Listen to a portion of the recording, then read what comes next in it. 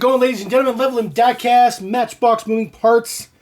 One of our favorite things on the channel, probably one of the most favorite things that we cover on the channel, is Matchbox moving parts. FWD28, assortment code 959N, mix number 5 for 2024.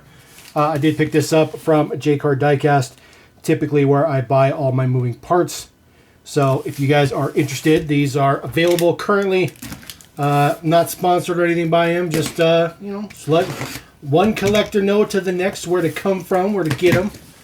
We'll just go ahead and crack this guy open. There is no chase in this case, so just giving you guys a heads up, there is no chase possibility in this case.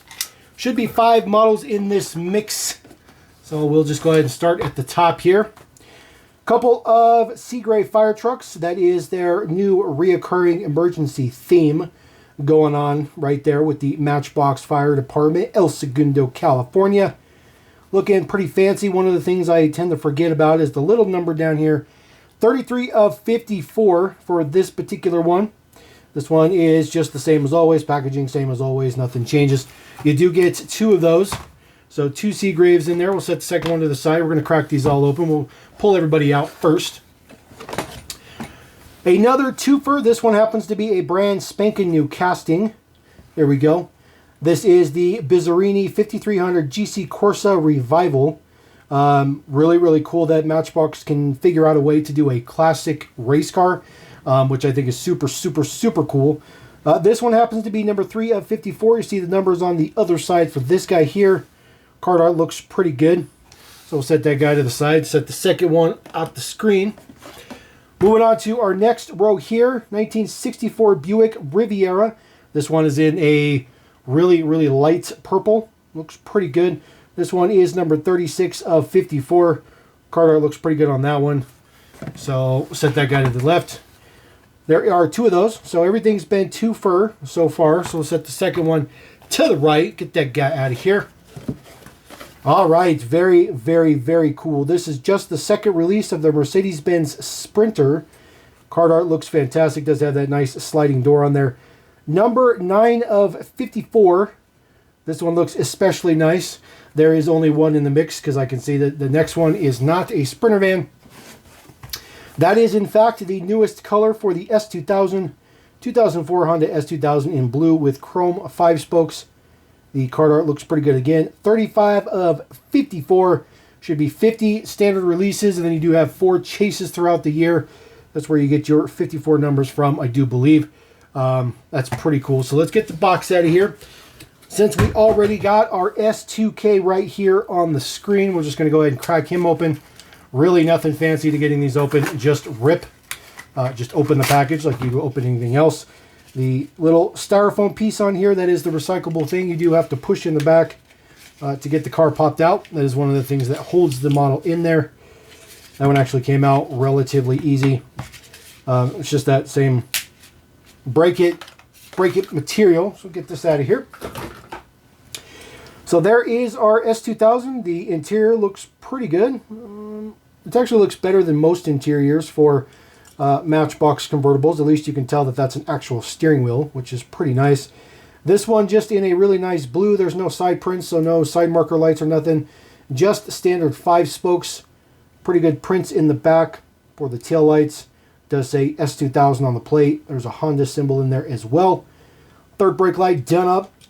Tinted window looks pretty good. It is part of the lensed headlights, which is, again, not common for Matchbox, but I think Hot Wheels and Matchbox are really starting to take a page out of Majorette's book and really push that forward. All right, the S2000 has a very, very nice opening hood. Lots of print underneath there, so nice to see all that print underneath there for the VTEC, and it does say VTEC in there, as you can see. This is Honda VTEC, Doc VTEC. Really, really cool. Lots of different print in there. The engine sits back pretty far.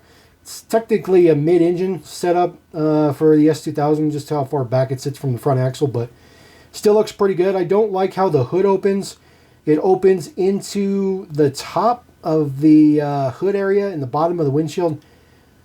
It's a very interesting design. It looks fine when it's closed, shockingly, but I'm just not a huge fan of how this opens up. Other than that, the casting is pretty good, though. And then just the base deets here. It is a black base, nothing fancy. So looking pretty good. We've seen quite a few versions of the S2K thus far. All right, moving on to a heavy hitter. I feel like this is going to be a heavy hitter for the mix. Mercedes-Benz Sprinter. I was kind of curious on how some of these bigger models might fit in the packaging. And as you can see, this one isn't even held in there really. So very, very interesting. This just sits on the top. It's basically just to keep it from moving in the package. Very, very interesting. And this is what I was curious about. The other thing I'm worried about is that right there. You can see there is a lot of spaces where the paint has been rubbing. Luckily, this one looks to be okay, but you can see where the rub marks were. That could be a big, big problem. So be aware of that as, you know, some of these bigger castings, which don't really take up the packaging like everything else, tend to move around just a little bit. All right, there is our Mercedes-Benz Sprinter. This one has got kind of a deluxe version compared to the original release. This one is a matte black, looks good. It says 4x4 on the side. You got Matchbox on the side. Some little details there for like the RV hookups and stuff like that. It says Sprinter on it. There is a little bit of luggage on the top. There is no luggage variation on the top, thankfully. At least not for the first edition, there wasn't. Now, this is what I don't understand, but at the same time I do. So those headlight prints, the little bit of silver there, or gray, that was done with the side pass. So that way it doesn't quite reach the entire headlight, as you can see. And then you may be saying, and at first I was too, it's like, well, they gave it front print. The problem is this is on the base. So the base is the bumper and the grille. The headlights are part of the body itself, which I think is the way that castings should be made. But, you know, it just makes it difficult to get printing on the front because then you technically have to give it 2 passes in the front, which is kind of interesting. This one uses the small 6-spoke utility, which I think looks pretty good. I think they used, I don't remember what they used on the last one. They may have used that wheel too. I have to take a look at that. And then just a Mercedes-Benz Sprinter logo on the back, which looks pretty good. You can see the taillights from the side. I do like that. And you can see the taillights from the side. So they did a really good job with those prints. It does have the opening sliding door. There's no real trick to getting the door open per se. But once you get it open once, usually it's good to go. You kind of have to grab both the top and the bottom, pull it out, and then you're good to slide it open. There's a little bit of detail in there. It's very difficult to get lighting in there. Might be able to see there in there a little bit. There's basically a little like kitchenette on the other side. You see seats in the front. Not a whole lot in the back. But it's not too shabby. This is a very interesting casting because it has an awful lot of pieces. The entire roof piece is a separate piece. You got the door, you got the windows, you got the interior, you got the wheels and all that. And then the ladder on the side. The ladder is actually a separate piece. The ladder is not connected to the roof rack up here. That ladder is a completely separate piece, which is also added on. So a lot of interesting stuff going on with this particular casting, but the sliding door works pretty good. It's a little stiff on this one. You do have to pull it out, you know, kind of to the side here, and then pull it out. It's definitely not user friendly, but it does sit flush and flat, and so sometimes you gotta just deal with what you get with it. It's not too bad though. Just come on, there we go. Snap, snap. Doesn't necessarily snap in there. It's just in there that tight. But that one looks pretty good. Again, that's a big casting. It's a big guy. All right, moving on to the next one. 1964 Buick Riviera. This is an okay casting. It's an okay casting. There's really nothing fancy about it. It's been around for a little bit, so nothing particularly new with it. You see how these ones, they fit in there perfectly fine. I mean, they're not going to be rubbing or anything like that in transit, so I'm a little worried about that, especially because it's a matte finish on the paint as well. It's just 2 different combinations not working out very well. So I've got to push that guy out there, again, damaging the inside of that just a little bit. But that's good. That's what we want. We want it to hold in there. This kind of lightish purple kind of rose color is actually really nice. A little bit of print on the corner lights, and then a little bit of print on the plate down in there in the front. Otherwise, it's a chrome base, which looks pretty good. One single side mirror there, part of the casting. Silver striping down the side. Does have some print on the side there in silver. It says Riviera. Super, super small print. Taillight prints on this one look good. Pretty average, pretty straightforward. There's a little bit of print on the trunk lid too. It's just super, super tiny. Super hard to see. Don't even think I could get that to focus, but it's there. This guy does have just standard opening doors. This casting's doors have been kind of here and there. The quality has been kind of all over the place with the doors, but this one seems to be very good. Also, there's been a little bit of issue with color matching the paint between the doors and the body, and I feel like they don't paint them together. I feel like back in the day, moving parts were painted together on a pre-assembled model, but I think nowadays those ones seem to be assembled separately, but just my opinion. All right, next one up, finally a brand new casting for moving parts. Not that we haven't had a bunch this year, but we need lots of new castings for moving parts. Bizzarini 5300 GT Corsa Revival. This was a very interesting choice when they showed this at the Gathering last year. I was actually kind of taken back because I feel like this is something that Hot Wheels would do. But the Blue brand let them do it. And I say let them do it because despite what anybody says, the Blue brand has a ton of say in what Matchbox does to this day still, which is a little bit ridiculous. All right, brand spanking new casting right here. Bizzarini 5300. Looking good. There's all kinds of little details in the window in the back. Left-hand drive on this particular one. This nice, deep candy red. Prints on the front look fantastic. Details look good on that. The tri-spokes look good. I think the tri-spokes was awesome. Definitely a wheel for the period, no doubt. A little bit of basic prints on the back. Taillight prints and some turn signal prints and stuff like that. Get that to focus a little bit. Sorry about that. It's just super, super, super reflective. There we go. All right, so this one does have a moving feature, which is the hood, and I do believe the hood, oh, look at that. Didn't even have to do much with it. There is the detail underneath the hood. Kind of interesting with that orange in there. Kind of almost look like it's all rusted up. Not a whole lot of detail to the engine, per se, but it's there. It's there. It looks okay. It's part of the casting, too, so it's metal. It's just painted on there. The hood is super loose, but it works good.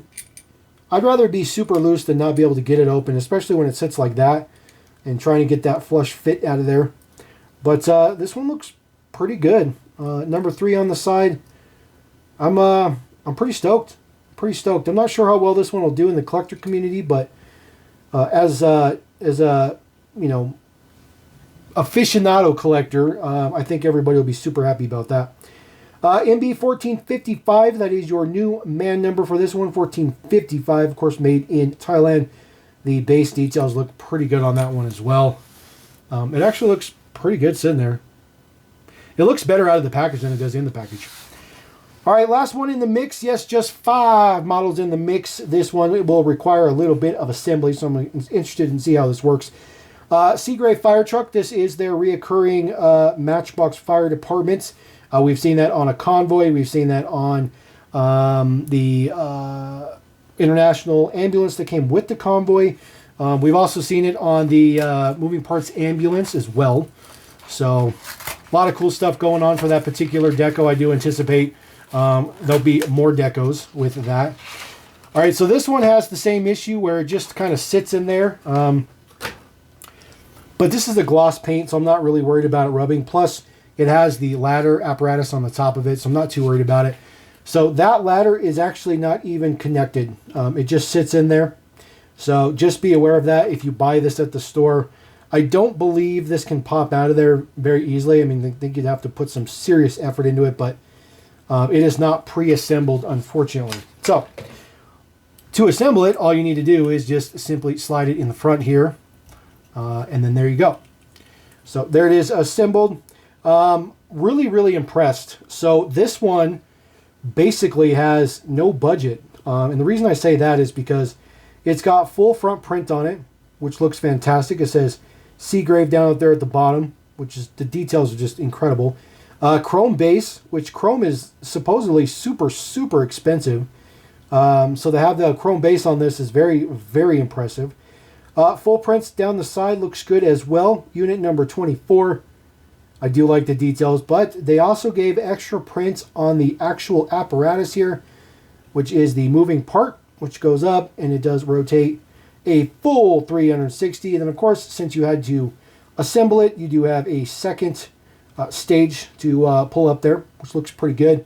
So that ended up, actually going up relatively well, which looks pretty good. It's actually a pretty good apparatus. And then, like I said, just full 360. There's a couple of little notches on the top that will keep it from moving. So once you collapse it down, it won't move left or right, which looks pretty good. Details in the back, just chrome base, nothing fancy with that. Details are the same on the other side as well. Super, super shiny with that super chrome base. So there we go. That is mix number 5. It's actually a pretty good mix of models. This one's a little bit bland, but I'm pretty impressed. Moving Parts continues to move forward. They clearly have a bigger budget, than they used to. They get a lot more print in there. Typically, we don't find anything that doesn't have full prints on the outside and print underneath the hood too, which is a big, big deal because back in the day, it was either or. But nowadays, it seems like we get it all. But not a bad mix at all. Again, 2 of everything except for the Mercedes-Benz Sprinter and that S2000 there on the side. So, haven't seen this hit retail just quite yet. But if you want to pick up a case, head over to J-Car Diecast. They have them for you. And we're going to roll out. Appreciate you guys. Thank you very much.